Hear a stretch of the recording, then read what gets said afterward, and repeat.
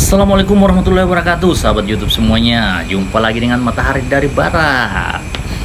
Apa kabar kalian semua? Mudah-mudahan senantiasa sehat selalu, bahagia dengan keluarga dan banyak rezeki. Amin.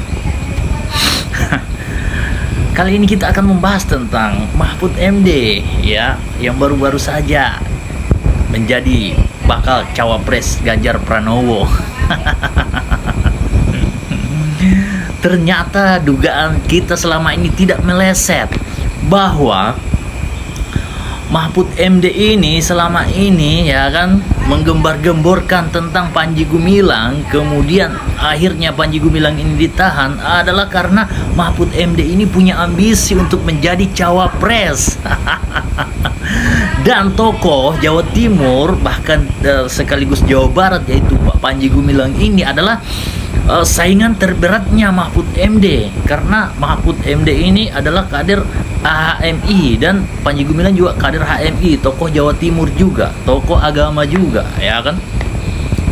Nah, tetapi bedanya adalah Mahfud MD ini adalah NATO, ya, no accent talk only, cuma banyak berkuar-kuar, ya kan, tentang apa? Dia berkuar-kuar tentang korupsi, ya kan, tentang maraknya di Kementerian Keuangan 349 triliun transaksi mencurigakan.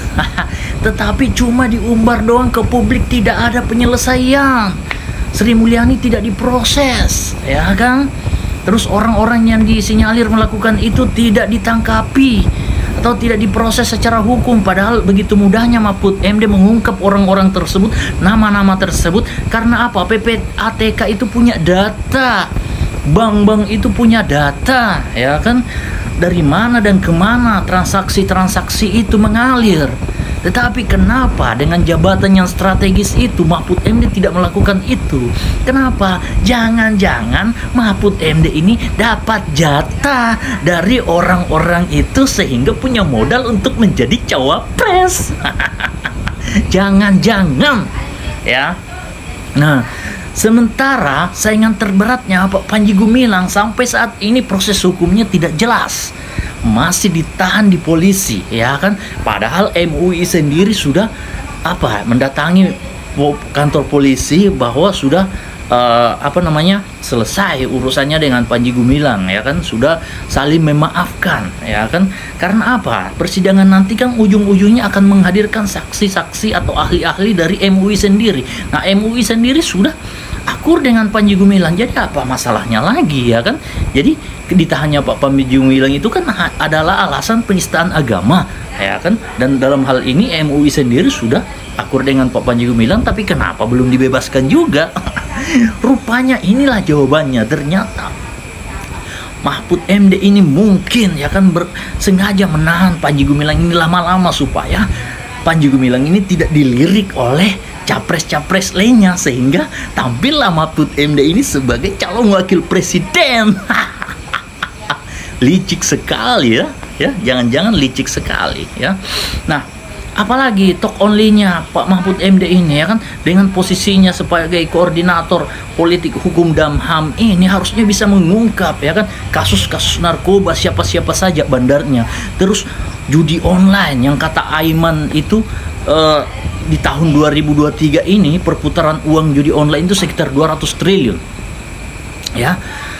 Bagaimana dengan tahun-tahun sebelumnya selama periode Pak Jokowi ini menjabat sebagai presiden?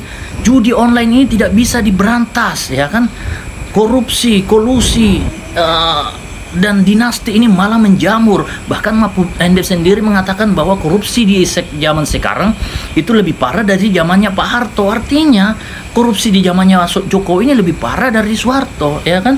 Terus narkoba juga kita lihat baru-baru beritanya di NTT itu ada banyak pelajar yang terkena narkoba, ya kan. Terus ini lagi yang paling parah, judi online sampai bahkan komposisi pengurusnya itu, ya kan, dinasti judi online itu tersebar luas pada saat kasus Ferdy Sambo ini muncul, ya kan. Tetapi mana Pak Mahfud MD tidak bisa apa-apa, narkoba tetap jalan, korupsi tetap jalan, judi online tetap jalan. Apa yang dikerjain oleh Mahfud MD selama ini, ya? Jangan-jangan mereka-mereka itu semua menjadi penyokong Mahfud MD untuk maju sebagai calon wakil presiden. Jangan-jangan. Kenapa? Karena mereka tetap eksis. Bagaimana nanti kalau misalnya Mahfud MD menjabat jadi wakil presiden? Mereka akan tambah eksis, ya kan? Kenapa? Karena memang Mahfud MD itu punya keinginan untuk memberantas korupsi, narkoba, judi online, tambang ilegal, segala macam. Sekaranglah saatnya membuktikan, karena posisinya sangat strategis. Dia bisa mengkoordinir lembaga-lembaga yudikatif, polisi, hakim, ya kan? Terus PPATK, ya kan? Bisa. Nah, tapi itu kenapa tidak dilakukan, ya kan? Cuma berkuar-kuar saja, nilainya sekian. Kenapa tidak sebutkan orangnya? Kan banyak itu, 349 triliun di Kementerian Keuangan itu besar loh. Terus 200 triliun yang beredar perputarannya di judi online, kata Aiman, itu besar loh, ya kan? Tetapi kenapa tidak dilakukan, ya, oleh Mahfud MD pada saat dia mempunyai jabatan yang paling strategis saat ini? Ternyata mungkin benar kecurigaan kita bahwa saingan terberatnya Mahfud MD ini adalah Panji Gumilang, tokoh ulama, tokoh pembangun, ya kan, tokoh swasembada pangan, tokoh pendidik, ya kan, tokoh kapal ikan. Kalau kita bandingkan dengan prestasinya Panji Gumilang membangun pendidikan terbesar, pesantren terbesar dan termegah di Asia Tenggara, membangun kemandirian pangan, tokoh HMI, tokoh ulama, tokoh Jawa Timur, tokoh Jawa Barat juga, tokoh Indonesia, bahkan ditulis oleh website tokoh Indonesia bahwa Panji Gumilang adalah tokoh Indonesia, ya kan? Miniatur bernegara diterapkan dalam sebuah pesantren yaitu Mahat Al Zaitun. Maka ketika dia tampil, maka yang ditampilkan oleh pemerintah adalah kejelekannya saja, ya kan? Terus prestasinya selama ini dikubur, tidak diperkenalkan kepada rakyat, ya kan? Dia membangun kemandirian pangan, sawahnya luas, ya kan, bekerja sama dengan masyarakat, terus pendidikannya terbaik, termegah dan terbesar di Asia Tenggara, ya kan?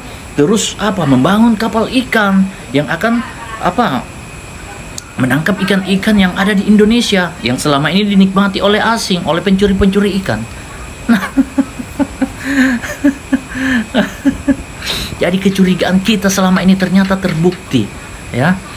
Jangan sampai kita rakyat Indonesia ini tertipu, ya, dengan talk only-nya itu. Jadi menurut saya itu Mahfud MD itu no action talk only, NATO. Sedangkan Panji Gumilang ini adalah full action, pembuktian, ya kan? Kalau apa yang diterapkan oleh Panji Gumilang ini, ya kan, diterapkan secara keseluruhan di negara kita ini, maka Indonesia ini bisa menjadi kiblat peradaban dunia. Tidak ada lagi namanya beras impor, tidak ada lagi namanya barang-barang impor. Tapi hari ini jalan-jalan tol itu isinya kendaraan impor semua, ya kan? Beras pun impor, pakaian impor, segala macam, semua serba impor. Ini menyedot keuangan Indonesia mengalir ke negara orang. Jadi sama saja selama ini Indonesia memperkaya produsen motor, Indonesia memperkaya produsen mobil, uang hasil penjualan tambang yang menghasilkan devisa untuk Indonesia dan uang penjualan CPO yang menghasilkan devisa untuk Indonesia tersedot kembali keluar, ya kan? Terbuang kembali keluar, ya kan, hanya numpang lewat saja di Indonesia. Kenapa? Karena barang-barang impor yang marak beredar di Indonesia. Jadi uang itu cuma numpang lewat saja, tidak menetap, terkelola atau bertambah. Bahkan utang kita yang bertambah 7,8 ribu triliun utang Indonesia yang harus dibebankan kepada rakyat, warisan Jokowi, ya, parah sekali. Jadi menurut saya memang Jokowi ini adalah presiden terparah yang pernah dimiliki Indonesia. Kenapa? Di zaman, ya saya jelaskan sebelum, di zaman SBY itu utang negara 2000 triliun, ya kan? Lebih, tapi APBN-nya juga sekitar 2000 triliun. Nah, sekarang dengan utang 7,8 ribu triliun, harusnya APBN kita itu bertambah 3 kali lipat. Harusnya APBN kita itu berkisar di sekitar 6.000 sampai 8.000 triliun dengan komposisi utang seperti itu. Tapi hari ini kita lihat APBN kita cuma 2000 triliun lebih. Ya, tidak seimbang dengan utang Indonesia sekarang ini. Nah, jadi apa? Rakyat ini benar-benar menderita ya, dibuat oleh dinasti Jokowi ini sekarang ini. Emang menurut saya, ya kan? Sementara pendapatan negara tidak seberapa dan Jokowi membangun dinasti. Ini kan sangat melukai hati rakyat, ya kan? Sampai kapan rakyat ini akan dimanja dengan BLT, bantuan langsung tunai? Harusnya negara itu berperan penting membangkitkan UMKM di negara kita, menyetop produk-produk impor. Dengan cara apa? Melindungi produk-produk dalam negeri dari serangan produk-produk impor yang murah, memberikan subsidi kepada pengusaha-pengusaha dalam negeri misalnya, atau UMKM dalam negeri, sehingga harga-harga barang-barangnya bisa setara atau lebih murah daripada barang-barang impor. Tapi kalau misalnya barang-barang impor lebih murah daripada barang-barang yang ada di dalam, maka lambat laun usaha-usaha di dalam itu akan gulung tikar, dan inilah yang terjadi saat ini. Ya.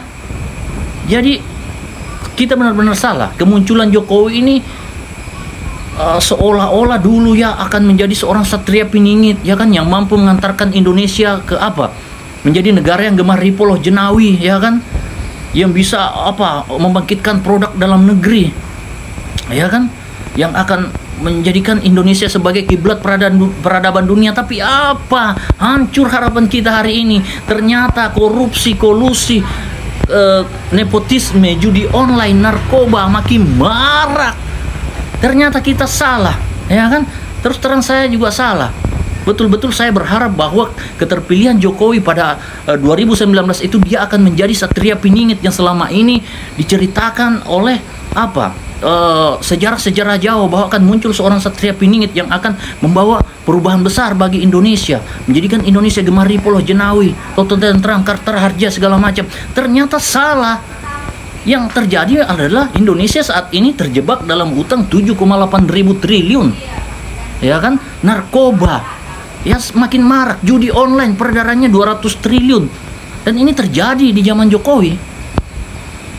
Dan siapapun nanti presiden yang akan terpilih nanti, apakah ini semua bisa ditanggulangi? Apakah bisa semua dihilangkan? Saya kira tidak akan bisa, ya kan? Kenapa? Selama hari ini mereka tetap bisa eksis. Bahkan mungkin hari ini bandar-bandar narkoba atau bandar judi online ini ikut berperan mendukung capres atau cawapres. Yang penting mereka bisa tetap eksis di negara ini, ya kan?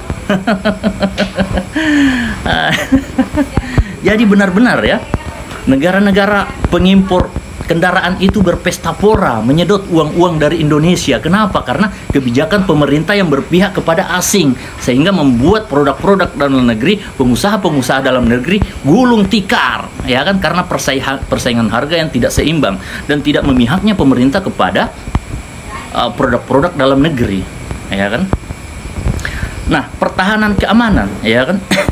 Pertahanan itu kan bukan cuma dari serangan militer ya, tetapi serangan produk-produk impor itu juga harus ada pertahanannya. Bagaimana cara mempertahankan produk Indonesia dari serangan produk impor? Ya seperti yang saya katakan tadi, harusnya pemerintah memberikan subsidi, menjaga harga tetap seimbang, sama dengan barang impor atau lebih murah dari barang impor. Ini akan terjadi mungkin 1, 2, 3 tahun, ya kan? Sampai produk-produk impor itu misalnya karena tidak laku barangnya, karena barang di Indonesia lebih murah, maka mereka akan berhenti ekspor barangnya didatangkan ke Indonesia. Mereka akan berhenti karena tidak ada lagi yang mau beli. Orang barang di dalam negeri masih lebih murah, ya kan, ngapain beli barang impor? Kan seperti itu. Tapi ini tidak dilakukan. Akhirnya apa? Barang impor lah yang merajalela di Indonesia. Nah, seperti itu.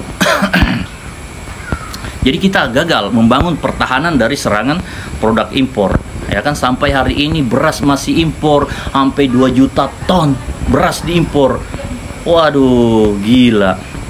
Padahal negara kita ini negara agraris, ya kan? Apa saja yang dikerjakan oleh Jokowi selama 10 tahun ini? Kenapa kita beras masih impor?